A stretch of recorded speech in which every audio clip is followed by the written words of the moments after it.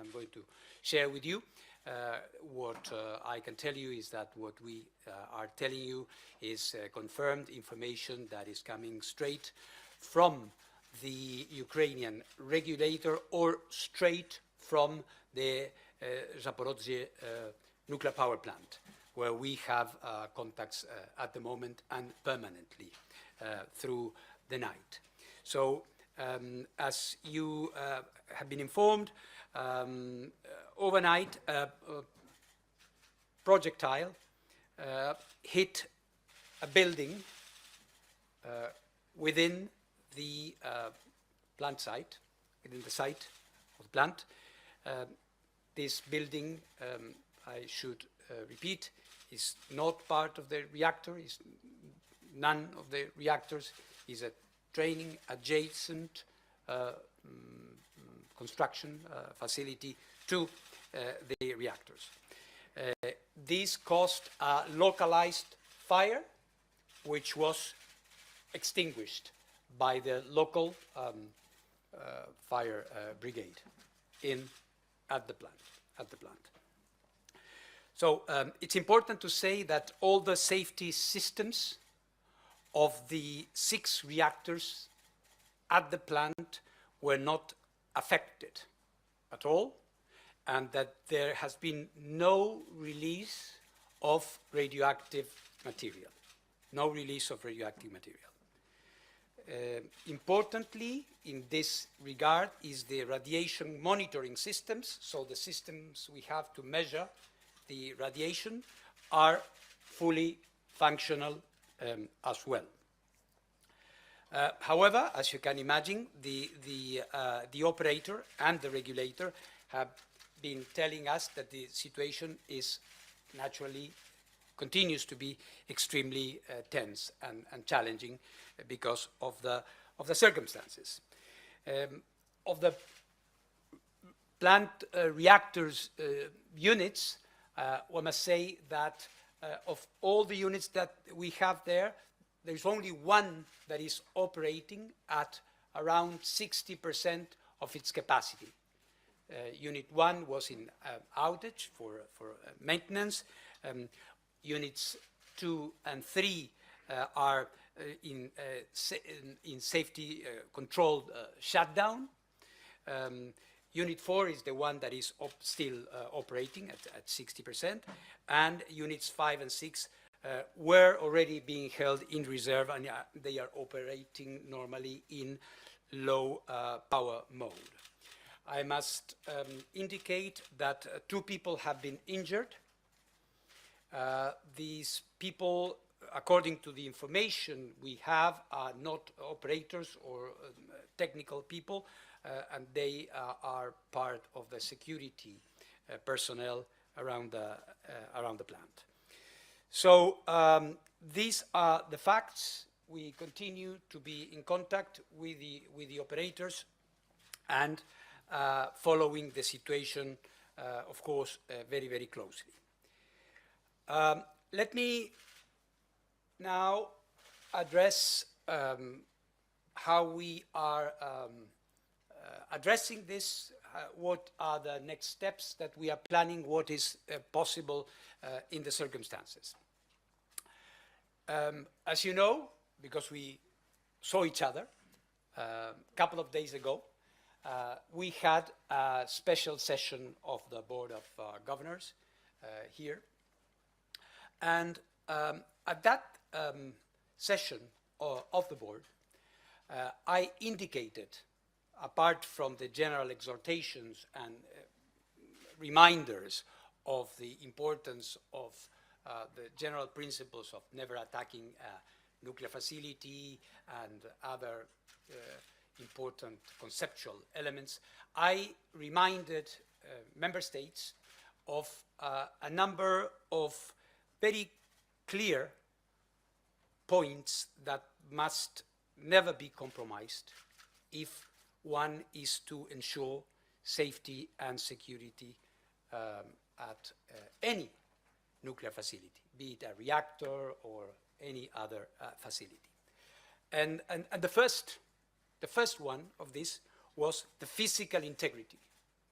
the physical integrity of the facilities, whether it is a reactor, as I said, a fuel pond, radioactive waste storage, everything. The second point that I mentioned to the board was that all safety and security systems at these places must be maintained and operational. The third point I indicated was that staff needed to be able to fulfill their activities normally. The fourth is that there should be at all times off-site power, electricity, so that the facility is able to continue running normally. I also referred to the supply chain that must be always available in case there is a need spare parts or things that are perhaps needed for repairs. I also referred as a sixth point to the radiation monitoring systems that are also required so that we have an idea of what's going on from the perspective of the possible presence of radioactivity. And finally, communication. Communication, which is so important, as you have seen throughout this night. Without it, we would have not been able to confirm the things that we are telling you. Well, everybody agrees. Everybody agrees, without any exception. No country disagrees that these principles must be maintained.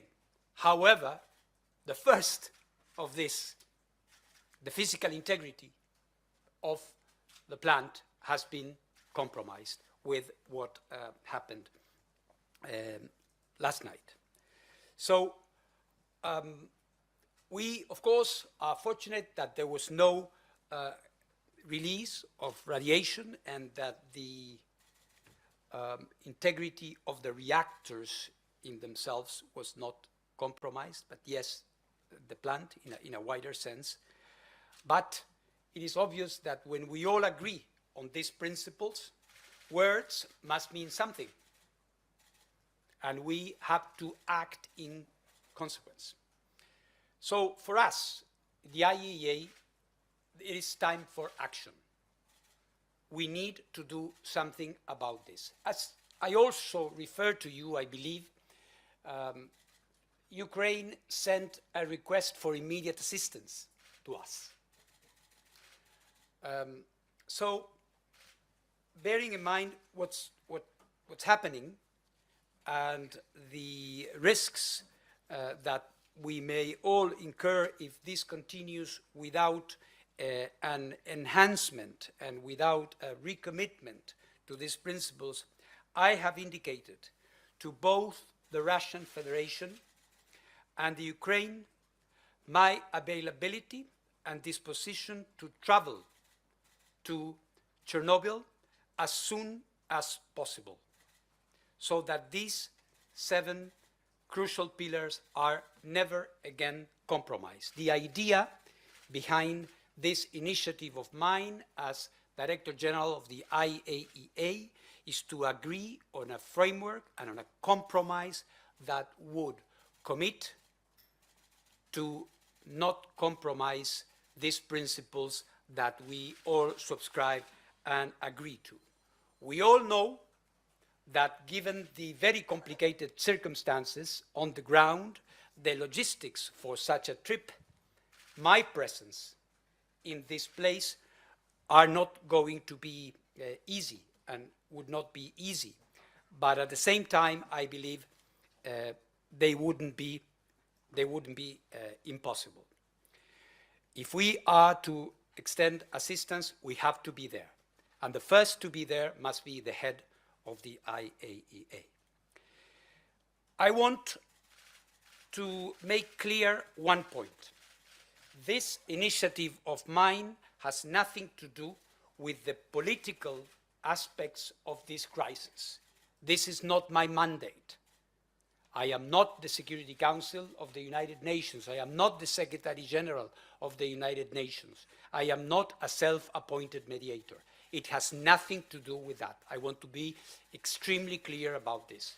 What we are talking about here is a framework under the aegis of the IAEA, whereby Ukraine and the forces that are present there in the context of this military operation of the Russian Federation can agree to a commitment to not to compromise these principles that I have mentioned. So, as I said, the facts are this. The request for assistance has been made to us. We are not ignoring it. I am ready to come. I stop here and I take your questions. Thank you very much. So please identify yourself and your media. Thanks, DG Grossi. Jonathan Tyrone with Bloomberg News. Can you please just clarify who specifically you're in touch with on the Russian side? You said you were in touch with the Energoatom in Ukraine and the regulator. And can you also please clarify, do we know right now whether the control room itself at that nuclear power plant is in possession of Russian forces, or does the utility continue to have control of the room? Yeah, of course. As I mentioned, I am in touch with Russia and also, of course, Ukraine. Ukraine is my natural counterpart. In this, I should always emphasize, because we are talking about Ukraine, and they are our counterparts. However, we know, and this is no secret, there's a military operation and there are Russian forces there. Of course, we do have a number of contacts when it comes to the Russian Federation at diplomatic level and at technical level as well. This is the first part. The second part is regarding the operation of you're talking about the control room and things like that. Here I should emphasize that for the time being, it is purely Ukrainian staff running the operations there. What we have in this case, as we speak this morning at 10:45, what we have is in Chernobyl and in Zaporozhye, we have control, effective control of the site in the hands of Russian military forces. I hope the distinction is clear. Good morning, Albert Otti, DPA, German Press Agency. Just to clarify, you said you're proposing a framework to basically guarantee the safety of the nuclear installations from both sides. How does a trip to Chernobyl contribute to this? Do you plan to negotiate in Chernobyl? I'm not quite sure.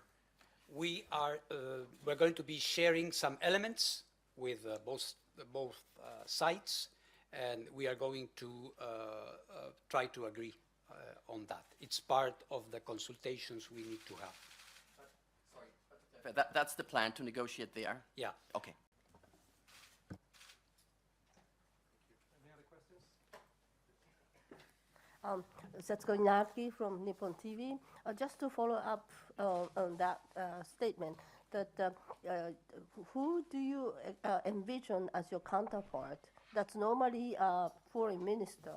So do you want the foreign ministers of Russia and Ukraine to go there, or? I'm talking, of course, with the political authorities of the countries, and this is also something that we have to know that this is an unprecedented situation. Normally, in diplomatic practice, one easy way out is to refer to precedent.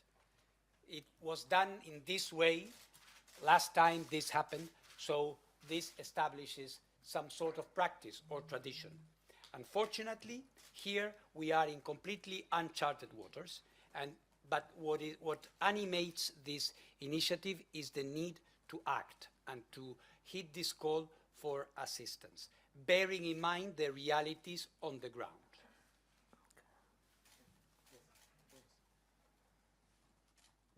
Thanks, Lawrence Norman, Wall Street Journal. A couple of questions. I'll keep it to a couple of questions. Do you know who was responsible for the projectile that hit the site? Was it Ukrainian forces, as the Russians are claiming, or was it the Russians? And what have the Russians said to you about about sending a team there for assistance, and what have they said about your idea for a trip? Yes or no? Thank you very much. What we understand is that this projectile is a projectile that is coming from the Russian forces. And we do not have details about what kind of projectile this is. Could be many different things. This is what we understand being the situation. And what in terms of saying yes or no, both sides are considering it.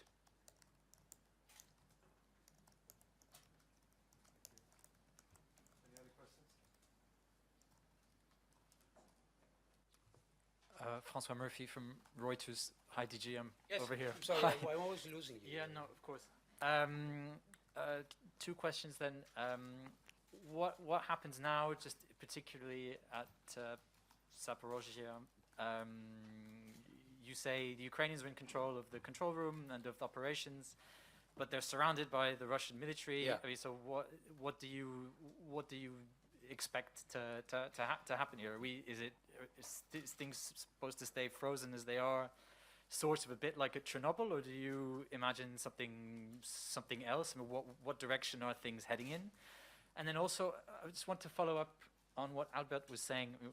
If you don't have agreement for a meeting, why are you specifically suggesting a meeting at Chernobyl? I mean, you could meet these people anywhere. So why is this so clear in your mind? Well, there are a number of technical characteristics that make it advisable to do it there, to have a better idea, and also to be more effective in diplomatic terms. It's very important to be there. Of course, at the end of the day, there might be many different formats, if you want. What we want to indicate here is the disposition of the IAEA to move, to do something about what is going on, and not simply tweet or say things from Vienna. We are ready to move. And in terms of I think one thing is connected with the other. What we have is a situation which is very difficult to sustain. And what has happened tonight, or last night, is proof of that. I have been saying for a few days now, I'm extremely concerned. This is something which is very, very fragile, very unstable as a situation. And now we have seen that because of this impact of a projectile, we don't know how it happened. I think it would be impossible unless you had a forensic team there to determine the circumstances, and this is going to be impossible. You had the kind of situation we had overnight, which could have been dramatic. So I think that we should not wait for something like this to happen before trying to address it in a more efficient way, since we know what is at risk. Right. And sorry, just to follow up, since you're saying, you're describing the situation overnight, and you say that you're in regular contact with people at the plant. So what is happening right now? So obviously we had this projectile hit, and there was some fighting. But right now we have this normal abnormality, if I can put it like that. The other day in my statement I was saying normal operations, but in fact there is nothing normal about this. Yes, they are running the plants, and I paid homage the other day to their bravery, to their courage, to their resilience, because they are doing this in very difficult circumstances. Now we see this happening. For how long can this continue? So I think it is our duty as an international organization with an important mandate to do safety and security, to do it also when the going gets rough.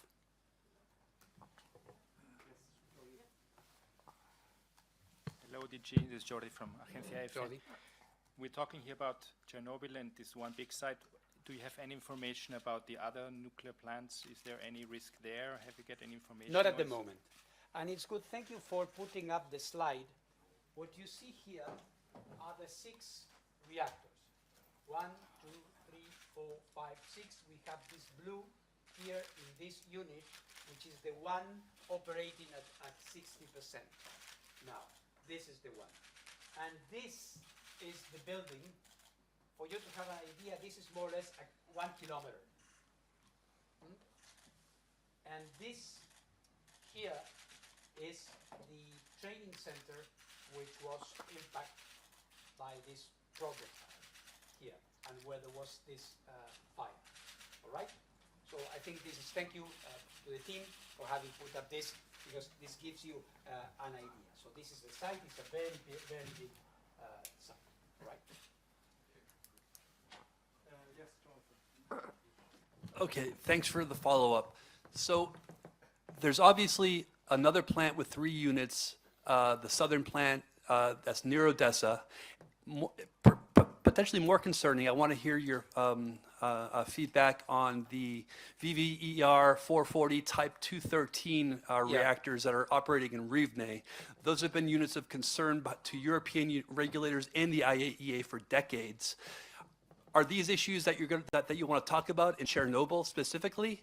And then just briefly, you don't have any safety standards about proper procedures in a time of war. By showing us this picture up there, are you suggesting that the proper procedure would be to cold shut down all reactors in the middle of the zone? I'm not suggesting that. Okay. Mind you, there are references to armed conflict and to accidents.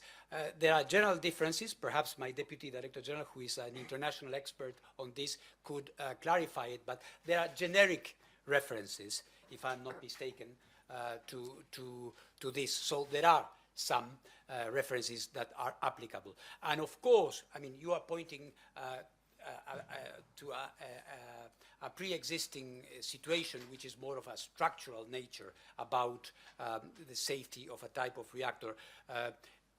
This is not the time or the moment or the occasion to be dealing with that. What we are trying to address here is the situation derived from this particular. I'm sorry, but that reactor has a very shallow containment. That doesn't have the kind of depth of defense that these reactors do. You just got out of a really, we're fortunate, but that reactor has a completely different containment structure. I take your point. Yeah. Between line, I kind of sense that after the negotiation, if it were to take place, or even without that, do you have a plan to place IAEA personnel in Ukraine to assist their normal operation Well, under emergency? Thank you for the question. The first thing that we must have is a framework within which to operate. And I would never put my staff in harm's way before going myself and trying to set up these conditions. If those conditions were met, then one could envisage that. But we are not at that point yet. Thanks a lot. DG, you obviously didn't have the weekend upcoming off. You were supposed to go on a slightly important trip to Tehran. Is that going ahead, and would any visit to Chernobyl or Ukraine be after that? Thanks. No, I would say I am still, of course, going to visit Tehran on this very important official visit to try to address issues that we have discussed on different occasions. And regarding my proposal for a visit and a negotiation to Ukraine, no, it's not part of this. As I said, I am consulting Ukraine, of course, first and foremost, and Russia as well, to see how we could organize that. So it would be after your return from Tehran? God willing, yeah. DG, just to follow up. I take your willingness to go to Chernobyl as an indication that you're not worried about the safety situation there, just because there seem to have been glitches with the radiation monitoring system there. Can you tell us what the latest I'm is not with that? concerned about the radiation. I am, of course, concerned about the general situation. This is a zone where there are military operations ongoing. It is obvious. Sorry, yeah, my question wasn't the best. But specifically on the radiation levels at Chernobyl, is the monitoring working Yes, it normally is. and everything seems normal? It is. Well, everything normal, I wouldn't say. There are glitches, but nothing that would constitute a major issue at the moment in terms of the radiation monitoring systems which are in operation. Thank you very much. Any further questions? Yeah. Yes. David Albright from ISIS asks me to ask you if you can say anything about the safety of the spent fuel in this power plant. There is no issue with it. There's no problem. There hasn't been any reported situation with regards to this issue of the waste stored there. Well, I thank you very much. We will be keeping you informed of developments, and perhaps we will be seeing each other after my mission to Tehran. Thank you very much.